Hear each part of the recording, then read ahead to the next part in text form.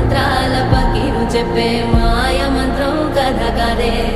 చంటోళ్లను భయపెట్టే భూచోడి కథ కదే తాత ముత్తాతమ్మల భూతాల కథ కదే